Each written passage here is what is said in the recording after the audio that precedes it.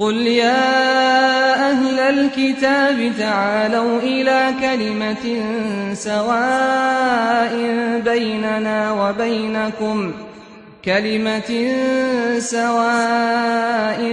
بيننا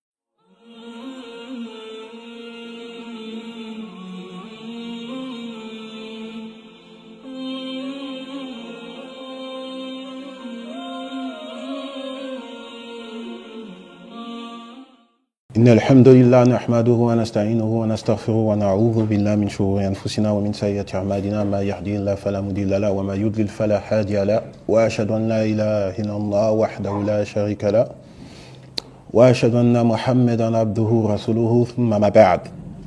La louange est à Allah et c'est à lui dont j'implore le secours et le pardon et je recherche refuge auprès de lui contre la méchanceté de mon âme et contre les méfaits de mes actes. Et je témoigne que Mohammed et le messager d'Allah, sallallahu alayhi wa sallam. Et donc à la base, moi je ne devais pas parler aujourd'hui, c'était la conférence du frère Ismaël. Normalement on fait un tour de rôle, histoire que chacun connaisse le siège du spectateur. Mais là, comme vous le savez, dernièrement il y a eu certains événements, des événements que malheureusement on n'aurait pas aimé que ça se passe, mais ça s'est quand même passé. Depuis le débat de notre tonton Moussa Koné, on a été la source de nombreuses agitations et disputes, discordes. Lorsqu'on va du côté de nos voisins chrétiens, on a reçu de nombreux messages, de nombreuses personnes nous ont défiés, du proche voisin à la personne la plus éloignée. On a même eu par exemple quelqu'un d'Afrique qui nous a proposé qu'on lui paye le billet d'avion pour qu'il vienne en France et après il débatte avec nous. Donc, il voulait visiter la Tour Eiffel à nos frais. Bon, on lui a proposé d'abord de régler son problème de visa, après on verra, Inch'Allah. Du côté aussi musulman, malheureusement, dernièrement, on a été aussi source de quelques troubles au sein de la communauté musulmane. Apparemment, la légitimité de ce qu'on exerce dans le domaine de l'interreligieux a été remise en cause. On nous dit que ce n'est pas conforme au Coran et à la Sunna, selon leur dire. Certains même nous ont défiés, nous ont proposé un débat filmé, public. Nous, dans le collectif, je pense que certaines personnes peuvent témoigner, nous sommes un collectif relativement accessible. C'est-à-dire que si vous allez dans les réseaux sociaux, vous pouvez nous contacter. Ismaël, il peut venir, il ramène le thé, moi je ramène les gâteaux, on peut discuter tranquillement, sans que ça aille dans un environnement de trouble au sein de la communauté, dans une période où la division se propage un peu trop à notre goût. Nous, le but de notre collectif, c'est justement de pouvoir unir les musulmans sur un sujet qui, normalement, devrait nous mettre tous, on devrait être tous d'accord. Donc voilà. Mais moi, ce que j'aimerais faire, puisque apparemment, tout à l'heure, j'ai vu les frères m'ont posé cette question, là-bas, je ne devais pas parler, mais on va essayer de tirer profit de cette situation triste. Quand on regarde, par exemple, le hadith du prophète, alayhi salatu wassalam, il est rapporté par Muslim, lorsqu'il dit que les croyants sont comme un seul homme. Si ses yeux souffrent, le corps souffre. On voit aussi dans le Sahih Muslim, toujours, le hadith où le prophète sallallahu alayhi wa sallam nous dit quoi? Il nous dit l'amour que les croyants se portent ou la miséricorde qu'ils ont mutuellement sont semblables à un seul corps. Si une partie du corps a mal, c'est tout le corps qui en est enfiévré. Normalement, si on médite sur cette parabole du prophète alayhi salatu wassalam, tout à l'heure notre frère Ismaël nous a parlé, comme quoi que dans l'évangile il y a beaucoup de paraboles. Lorsqu'on médite sur la parabole de ce hadith du prophète alayhi salatu wassalam, on peut tirer beaucoup de choses. On va tirer quoi? On va tirer que comme les croyants ne forment un seul corps, leur chemin il ne peut pas être différent. On doit tous avoir le même but, à savoir la parole d'Allah, élever la parole d'Allah et non nous appeler à nous-mêmes. Le fait que justement les croyants ne forment qu'un seul corps, on ne peut pas porter atteinte à un croyant, parce que porter atteinte à un croyant, c'est porter atteinte à nous-mêmes. Le fait que les croyants ne forment qu'un seul corps, on ne peut pas avoir les mêmes fonctions et les mêmes utilités. De même que la main ne fait pas l'œuvre du pied, du cœur ou de l'œil. Sachant que tous ces membres sont nécessaires. Et même si certains ont un ordre prioritaire sur les autres. Donc on va rester, je veux dire, on va essayer, puisque nous on aime le comparatif, c'est notre domaine, hein, on va essayer de comparer l'interreligieux avec cette parabole du prophète alayhi salatu wassalam. Moi je vais vous donner un exemple. Quand quelqu'un il marche dans le noir, il marche dans le noir, il ne va pas utiliser sa vue ou très peu. Et il va s'aider d'autres membres de son corps, par exemple de ses mains pour essayer de voir, pour ne pas tomber. Quand il est en plein jour, il va utiliser pleinement sa vue. C'est-à-dire selon les circonstances, les parties de son corps qu'il va utiliser, elles diffèrent. Alors si on met en corrélation avec l'interreligieux, on va pas voir l'utilité de l'interreligieux, peut-être si on est dans un pays musulman, en Arabie Saoudite, au Maroc, en Algérie, ou je ne sais quoi. Mais là, on est dans un pays qui a forte majorité chrétienne, où des allégations mensongères ne cessent de pousser de partout. Donc la nécessité de l'interreligieux est quand même, on doit l'admettre. Celui qui ne l'admet pas, ben, il est aveugle. Moi, je ne peux voir qui. Juste, il est aveugle. Mais toujours en gardant cette corrélation avec la parabole du prophète alayhi salatu wassalam, c'est que quand j'ai parlé de quelqu'un qui marche dans le noir, par exemple, la partie principale pour marcher n'est ni la vue, ni les mains. C'est le pied.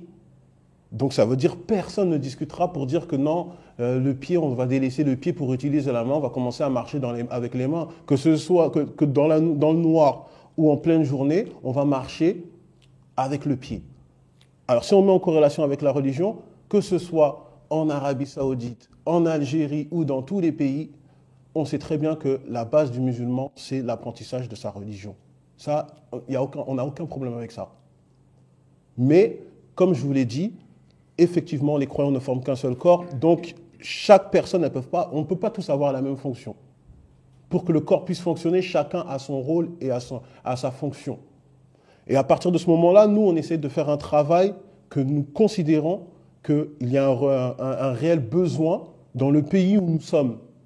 Alors le fait de dire que l'interreligieux n'est pas conforme au Coran et à la Sunna, moi je suis étonné. Bon, Ismaël vous a donné peut-être 2-3 fois le verset 64 de la sourate Al-Imran, la sourate 3. C'est d'ailleurs l'intro de l'une de nos... À chaque fois que nos vidéos commencent, l'intro commence par ce verset. Donc moi je suis un peu étonné qu'on nous dise que ce n'est pas conforme au Coran et à la Sunna.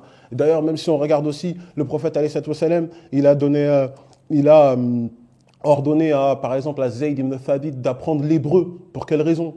Le prophète alayhi salatu wassalam a fait une délégation aux chrétiens de Najran. Les savants nous disent même que la cause de la révélation de Surat al-Imran, c'est par cet événement-là. C'est-à-dire les chrétiens de Najran sont venus à Médine et ils ont discuté, ils ont eu un échange. Ils ont eu donc un échange interreligieux. Et il y a 80 versets dans la Surat al-Imran, les 80 premiers versets de la Surat al-Imran, je dis comme ça généreusement, juste un petit travail, les 80 premiers versets le témoignent. Lorsqu'on regarde par exemple le hadith qui est dans le Sahih Bukhari et aussi dans le Sahih Muslim, lorsque les Juifs sont venus voir le prophète alayhi salatu wassalam au sujet d'une affaire d'adultère, le hadith il est connu. Ils sont venus voir le prophète alayhi salatu wassalam pour une affaire d'adultère et le prophète alayhi salatu wassalam a dit quoi? Il a dit ramenez la Torah. C'est-à-dire vous voulez savoir, vous voulez la réponse? Ben, ramenez la Torah. Et même un Juif a caché le verset où il y avait la sentence divine au sujet de cette affaire-là. Abdullah ibn Salam, qui était un Juif converti à l'islam, a dit non, il le cache avec son doigt. Il a indiqué au prophète alayhi sallam. Donc le prophète sallallahu alayhi wa sallam, qu'est-ce qu'il a fait? Pour répondre aux Juifs, il a utilisé leur livre. Donc il a fait ce que nous familièrement dans le collectif, on aime bien dire, faire frire le poisson dans sa propre graisse. Donc ce qu'on fait, c'est ce que le prophète alayhi sallam lui-même a fait. Donc dire que le Coran n'est pas conforme à la Sunna, moi je suis étonné.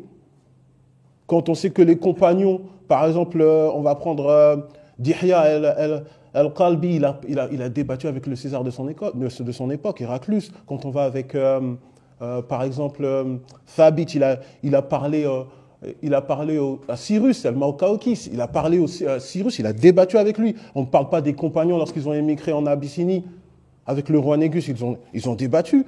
Le prophète alayhi sallam a envoyé Mu'adh ibn Jabal au Yémen pour parler avec les chrétiens. Si on doit descendre, on va commencer des compagnons, on va descendre jusqu'à notre époque. Si maintenant on va regarder par exemple aux 3 siècles de l'Hégire, le savant Al-Qasim ibn al-Rassi, Il a fait quoi? Il a fait un livre, Rad ala al-Nasara. Si on va, par exemple, prendre Ibn Hazm, qui est du 5e siècle de l'Hégire, qui avait l'école la plus littéraliste qu'on connaisse, il a fait un livre au sujet il a répondu aux chrétiens, Al-Fas al-Mila. Il a carrément fait un livre en réponse aux chrétiens de son époque. Pourtant, lui, c'était un littéraliste, hein, et sachant qu'il a été critiqué par de nombreux savants, mais pas sur cette chose-là. Lui, qui était l'un considéré comme le plus littéraliste, en tout cas, considéré conforme au Coran et à la Sunna, l'échange et de débattre avec les chrétiens. Quand on parle de Ibn Taymiyyah, lorsqu'il a fait son livre Al-Jawab as-Sahir, réponse valide à ceux qui ont altéré la religion du Messie. Ibn al-Qayyim aussi, il en a fait un. Al-Ghazali aussi, il a fait un livre de réfutation aux chrétiens. Lorsqu'on va aussi Al-Baqillani, Abu Bakr al-Baqillani, qu'est-ce qu'il a fait Abu Bakr al-Baqillani? Pour ceux qui ne le connaissent pas, c'est celui qui a formé l'imam al-Bayhaqi. Il a été enterré auprès de l'imam Ahmed. Il a débattu avec les chrétiens byzantins. Il a débattu avec le roi d'Arménie. C'est-à-dire que même le roi d'Arménie, j'en parlais avec un frère justement avant de venir, le roi d'Arménie, comme il savait que c'était un musulman, en fait, il savait que cet imam allait venir. Alors, l'entrée de la porte, il a mis super court pour que lui puisse se plier, se courber. Voilà, que tu ne le veuilles ou pas, tu vas te prosterner devant moi. Alors, l'imam al-Baqillani, qu'est-ce qu'il a fait? Il est rentré par les fesses. Il est rentré par derrière pour lui montrer, moi, je ne me prosterne pas devant toi. Et il a débattu avec lui. Il y a un livre extrêmement connu de Shir el-Hindi, Manifestation de la vérité. Il est en français. Il est extrêmement connu. Lorsque les Anglais sont venus dans son pays et qu'ils ont voulu propager le christianisme, il a débattu avec les prêtres de là-bas. Après, on entend parler de Shir Ahmed Didat, Shir Zakir Naik, ou même de notre parrain, Shir Abdel Majid Kassokbia, qu'Allah le préserve. Mais, en tout cas, on voit que c'est une chose qui a toujours existé. Ça a toujours existé. Donc, dire que ce n'est pas conforme au Coran et à la Sunna, c'est une ignorance, mais totale. Mais nous, on n'en veut pas. À la base, je vous l'ai dit, hein, normalement, on ne voulait même pas parler. Parce que l'avantage d'être en groupe, c'est qu'on essaie de s'aider mutuellement. Et si quelqu'un va fléchir, l'autre frère va lui dire, de toute façon, ce n'est pas important, ne sois pas distrait par ces choses-là. Parce que on s'est regroupé dans le collectif pour un but très précis. Le but, il est bien précis. Donc, on n'essaye pas de nous distraire. Alhamdulillah, on est soudés entre nous. On va essayer de se rappeler à chaque fois quels sont nos objectifs. Nous, on ne doit pas... Voilà, on nous propose de délaisser ce domaine interreligieux. Hein, on doit le délaisser pour passer au domaine intra-religieux. Sachant que dans le domaine intra-religieux, moi, en tout cas, personnellement, je me considère comme celui qui doit être au fond de la classe. Mais on me demande de débattre sur ce point-là. On nous demande d'arrêter d'appeler nos voisins chrétiens à l'islam, sachant que la plupart d'entre nous, dans le collectif, on est des convertis, nos familles, c'est-à-dire nos familles, on les voit dans autre que l'islam. Cela nous attriste et on veut participer à cette chose-là. Donc, on nous demande de délaisser ça, de délaisser ce qu'Allah nous ordonne, d'appeler Allah et son messager, de délaisser cette chose-là, sachant qu'Allah nous l'ordonne dans la sourate 29, verset 46, dans la sourate 16, verset 125, par exemple. On nous demande de délaisser cette chose-là. On nous demande de délaisser le fait de répondre aux allégations qui ne cessent de se propager, alors qu'Allah Azzawajal lui-même répond à ces allégations. On va donner un petit devoir, on a juste qu'à lire Surat al-Maïda. On nous demande de délaisser cette chose-là. On nous demande de délaisser le fait d'aider nos frères et nos sœurs dans la détresse qui ne cessent de nous envoyer des messages. On reçoit des messages de personnes qui sont dans le doute, qui peut-être que moi j'ai déjà reçu un message de Barakallahu fikoum les frères, moi j'allais sortir de l'islam. Donc nous on ne doit pas on ne doit pas essayer d'aider nos frères et nos sœurs, sachant que le prophète alayhi salam, il a répondu aux ambiguïtés quand il a envoyé son compagnon au Yémen, Al-Mughira ibn Shuba, il a envoyé au Yémen. Qu'est-ce qui s'est passé quand on lui a donné l'ambiguïté dans la sourate 19 verset 28 au sujet de Marie, quand Allah Azzawajal, il dit aux sœurs de Aaron, ils ont mis quoi comme ambiguïté à ce compagnon? Ils ont dit non, mais Aaron c'est le frère de Moïse. C'est pas la même époque là. Allah il s'est trompé. Dans ton Coran, Allah il s'est trompé. Et le prophète alayhi salam a répondu à cette allégation en disant qu'ils avaient l'habitude de donner les noms des prophètes et des personnes pieuses qui leur ont précédé. Et ça se trouve dans le Musnad de l'imam Ahmed, dans le Sahih Muslim, rapporté par At-Tirmidhi. C'est-à-dire c'est connu. Ça, c'est des choses qui sont connues. On nous demande de laisser toutes ces choses-là, là, pour rentrer dans un domaine intra-religieux. Dans quel but? Je ne sais pas. Peut-être polémique futile. On va rentrer, on doit filmer, il n'y a pas de solution, on ne peut pas se voir, essayer de voir. On doit rentrer dans des sujets de jurisprudence qui sont connus, qu'il suffit juste d'ouvrir des bouquins. On veut rentrer dans des débats comme ça, intra-religieux, devant les non-musulmans, devant des personnes dont figurent, dans les non-musulmans figurent les islamophobes les plus acharnés contre l'islam. Voilà, eux, ils vont nous regarder en train de débattre comme ça. Donc, quand on va inviter les gens à l'islam, on invite dans l'interreligieux, ils vont dans notre chaîne, ils vont voir des débats face à des chrétiens, mais aussi des débats face à des musulmans. Est-ce que vous pensez que c'est une chose sage? Moi, je ne pense pas. Je ne pense que ce n'est que des débats futiles. Mais, alhamdoulilah, moi, je vous le dis, ça ne nous affecte pas. Parce que lorsqu'on entend on nous propose cette chose-là, on ne peut cesser d'avoir le sourire aux lèvres. Pourquoi? Parce que ça nous rappelle le hadith du prophète alayhi salam, d'après Oumama, où le prophète alayhi salam, il nous a promis quoi? Il a promis une maison au périphérique du paradis à celui qui délaisse une polémique, même s'il a raison. Alors excusez-nous si nous ne répondons pas au débat, parce que nous ne pouvons pas renoncer ou échapper à cette opportunité d'avoir un paradis, d'avoir un château au paradis. Excusez-nous, hein, mais je pense que normalement vous devriez nous excuser, c'est une offre beaucoup trop alléchante pour nous. Mais juste pour conclure cette chose-là, moi je dirais, s'il vous plaît, je demande vraiment à nos frères et nos sœurs de ne pas